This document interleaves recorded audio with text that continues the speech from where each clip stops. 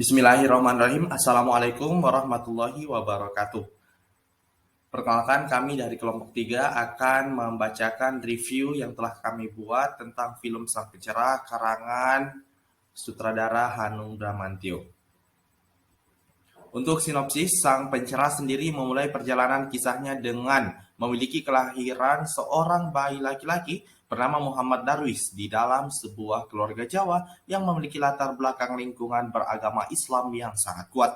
Dalam pertumbuhannya, Darwis remaja Ihsan Tarore sering merasa aneh dengan kebiasaan lingkungannya yang seringkali mencampur adukan kegiatan agama dengan berbagai kegiatan yang berbau mistik. Hal inilah yang kemudian menarik perhatian Darwis untuk mempelajari Islam lebih lanjut. Di usianya yang ke-15 tahun, Darwis dengan seizin orang tuanya pergi ke Mekah untuk menunaikan ibadah haji, sekaligus mempelajari Islam langsung di tempat kelahiran agama tersebut. Adapun unsur intrinsik dari film ini, yang pertama adalah tema. Tema dalam novel Sang Pencerah ini adalah perjuangan menegakkan kebenaran dan mendirikan kehidupan yang lebih baik. Untuk alur, Muhammad Darwis atau Ihsan Tarore adalah pemuda di abad ke-19 Kauman, Yogyakarta dan anak dari Kiai Abu Bakar, imam masjid dari daerah sementara di sana. Ia belajar apa yang dianggapnya sebagai bentuk Islam yang sebenarnya selama periode 5 tahun.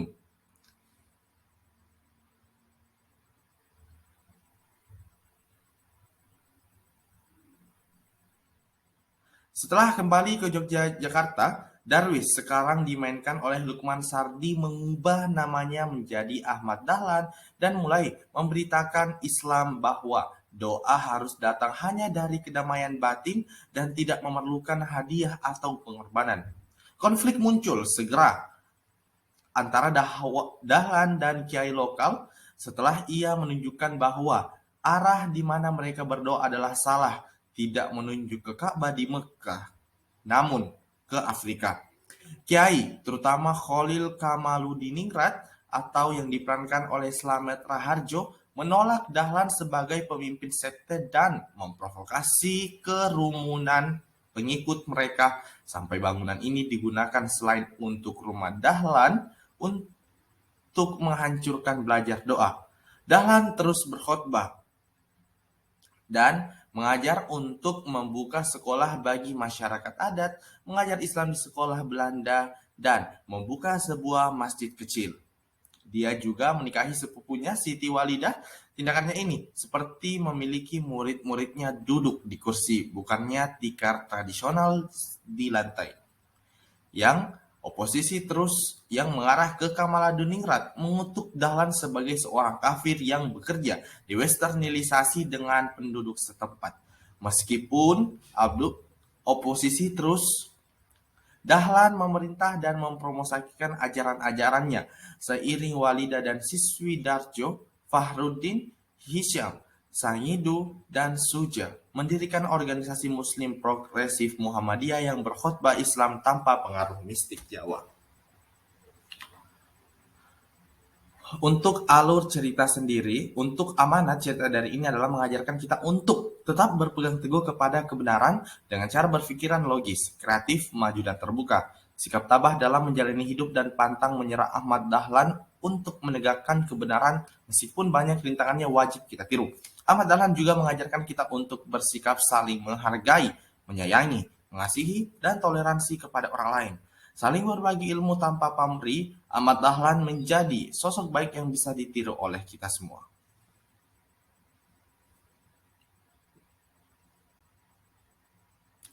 Adapun latar pada film ini adalah pertama latar waktu bersettingkan dalam novel pada abad ke-20-an. Setting tempatnya di Kauman, Yogyakarta, Masjid Gede dan Langgar Kidul, Keraton, pedesaan pesantren zaman penjajahan Belanda. Untuk suasana masih dalam suasana penjajahan kolonisme. Adapun penokohan ada Khalil Kamaludiningrat, Maisaro, Sri Sultan Hamengkubuwono I, Haji Wriyokosomo, Ki Haji Ahmad Dahlan, Sri Sultan Hamengkubuwono VII, Nyai Abdullah, Pono Sakri Suka Siti Walidah Kang Mas Fadil Parjan Mas Nur Mas Muhsia Mas Saleh Kiai Abdul Hamid Lempuyang Wangi Syekh Rashid Rida Kiai Haji Muhammad Fadlil Dr. Wahidin Sudirohusodo Nyai Fadil Kiai Soleh Ibarat Maulana Malik Ibrahim Budi Utomo Kiai Haji Abu Bakar Siti Aminah Kiai Haji Fahruddin Kiai Nur Kiai Fahal dan Syekh Abdul Kahar.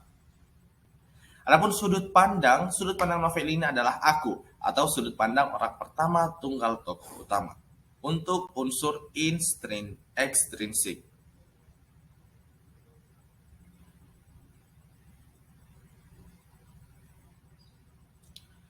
Latar belakang penulis. Sang Pencera adalah novel kedua yang ditulis oleh Akmal Nasr Basar berdasarkan skenario film novel Naga Bonar Jadi 2 pada tahun 2007. Berbeda dengan kebiasaan novelis skenario para penulis lain yang umumnya hanya sekedar memindahkan format skenario ke dalam bentuk novel, Akmal melakukan pendalaman materi skenario dengan memperkaya bahan penulisan, serta mengubah sudut pandang penceritaan dari mata sang tokoh protagonis aku, sehingga hasilnya adalah sebuah karya fiksi lain dari penulis berusia 42 tahun ini.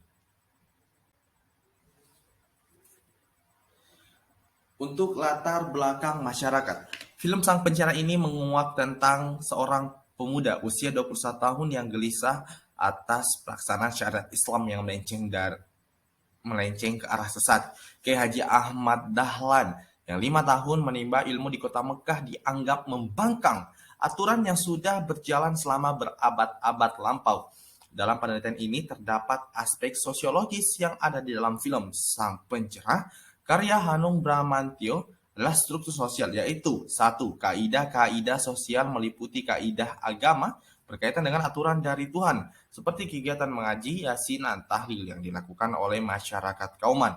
Kaidah kesusilaan berkaitan dengan adab seperti yang dilakukan oleh Kiai Ahmad Dahlan mendirikan sekolah untuk membantu anak yang kurang mampu di Kauman.